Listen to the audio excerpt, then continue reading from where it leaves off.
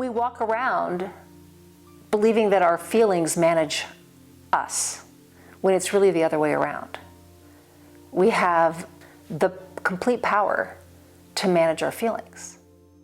I'm Laurel Harris. I have a master's degree in counseling psychology from the University of Denver, and I've been a licensed professional counselor for the last 25 years, the last 15 of which I've been in private practice. Well, I actually rely on physical activity to ground myself. It's a way for me to tune into me, tune into when I'm moving my body, when I'm out there, I'm tuning into me, I'm tuning into how I'm feeling, how my body's feeling. I'm in the present. And we as human beings spend an awful lot of mental energy in past regrets or future fears. Not so much in the present moment, not so much just being where we are at. And so when you're involved in a physical activity, you're where you're at, and that's very grounding, and it's a beautiful feeling. So talk therapy is really a powerful and valuable tool to help people understand what they're feeling, what they're struggling with more, coming up with ways to kind of address that and make some positive changes in their lives. But it's not the only tool. Physical activity, exercise, is another really powerful way to do that. Because what we know about physical activity is that it has a tremendous impact on mental health and emotional well-being. All the things that happen when you move your body make you feel better. You know, there's so many studies that have been done to show that exercise regulates your mood, elevates your mood, alleviates depression, helps you manage anxiety, manage stress, right? There's all these things that it does. And so I think it's really hard to talk about just talking about your feelings in counseling without incorporating what you can do outside of counseling that really, really makes a difference, which has a tremendous impact. When you stay in your head, you've only got your own voice.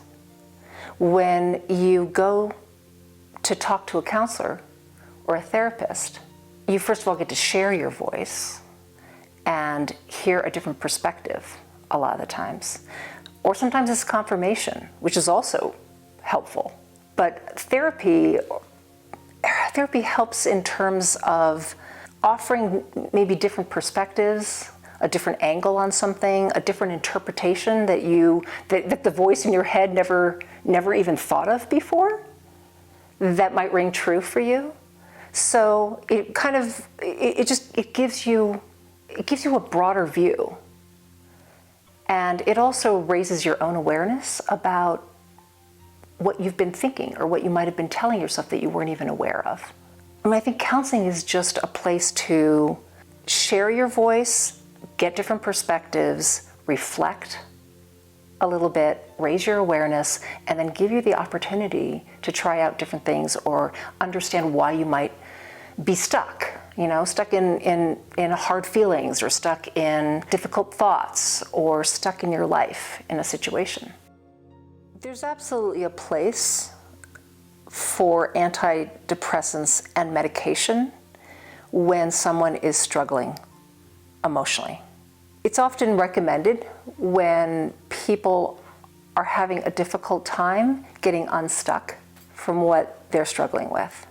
The way I like to look at it is that medication is often a boost to help people be able to then take advantage of strategies and techniques to shift their thinking, to shift their perspective. But it's not the only way. There's actually a lot of studies that have shown that physical activity, exercise, can have a very similar effect to an antidepressant. So Antidepressants are one way to kind of help people who are struggling emotionally. Physical activity is another way. When you are moving your body, what we know is that all these things are happening physiologically when we're moving our bodies. We are releasing endorphins, which is, a chemical that just makes you feel better. When you're moving your body regularly and consistently, you're balancing your serotonin, which is another chemical that helps manage your moods. There's studies that show that exercise also contributes to kind of the growth and connection of neurons, which helps us think differently, which helps us think more clearly. It can actually improve our thinking. And all of those things make a huge difference in terms of how we feel. So exercise is a huge boost. It's a great way to start to feel better. It may be that you need something in addition to that, like some counseling or some additional support, but it goes a long way to making some positive changes.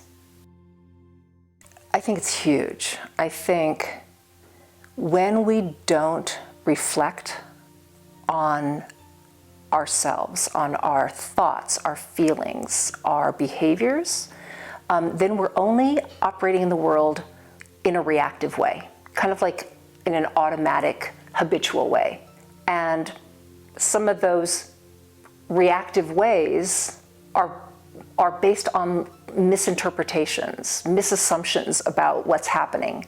So when you don't reflect, you don't give yourself the opportunity to see a bigger picture, a more whole picture, or a different picture that might be more realistic.